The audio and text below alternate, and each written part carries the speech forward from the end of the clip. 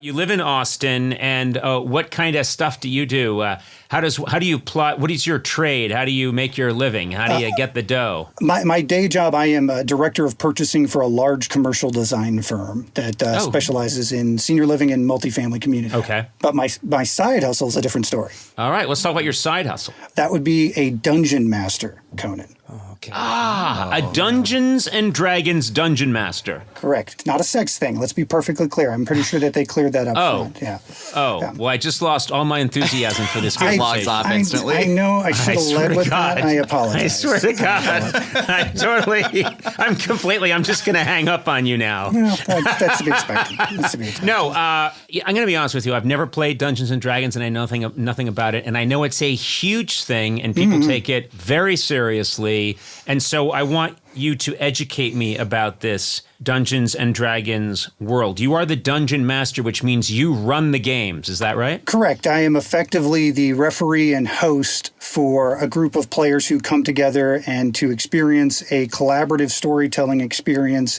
The dungeon master is the writer, director, producer, and every single background character. So you're sexually harassing everyone. Absolutely. Absolutely.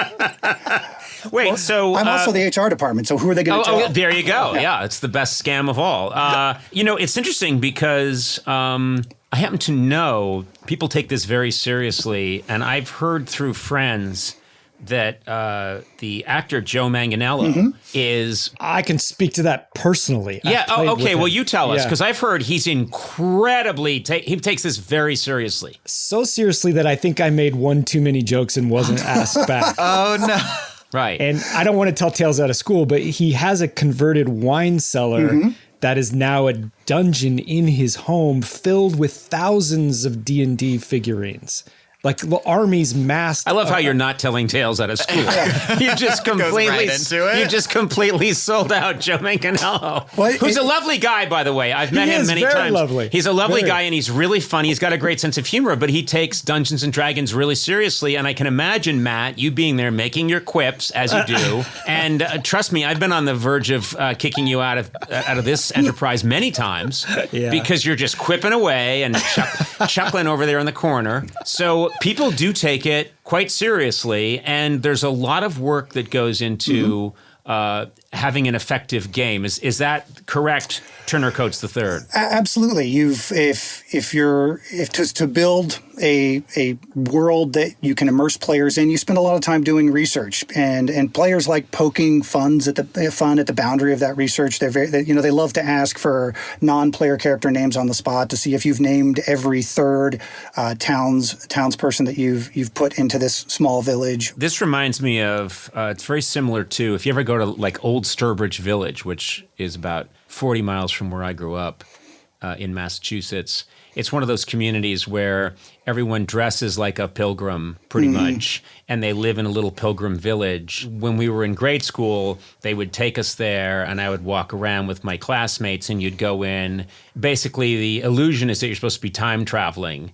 So there'd be a smithy in there, and he'd be hammering away at the shoes for a horseshoe and saying, these young, folk have come, prithee, have a seat. And we were assholes. We'd be like, hey, what do you think this is? And show them our shitty digital 1980 digital watch. What do you think this is? And you could see the guy's just eyes glaze over, and he'd go, oh, prithee, gadzooks, 'tis witchcraft upon ye wrist, this magical. And, just like these crappy kids coming in. And that's essentially what sometimes I'm guessing people were trying to do in a Dungeons and Dragons game, and why Matt Gourley was kicked out. Well, it's very important that whenever you go into a new group situation that you make sure that you're playing the same game. D&D can be deadly serious. You can really get into the Shakespearean Henry V depths with it. That's not what I tend to play. I go a lot sillier with it because that's kind of what I enjoy. We do. Do you have the authority as dungeon master to banish someone? Absolutely. Have you banished people? I've asked people not to come back to the table. Yes, I absolutely have. Just because. Turner, I give you the authority during our conversation to banish Matt Gourley if you find his quips to be too inane. I accept this boon. Turner, I do not give you that authority. Boon rescinded. Boon rescinded. Noted. Thank you.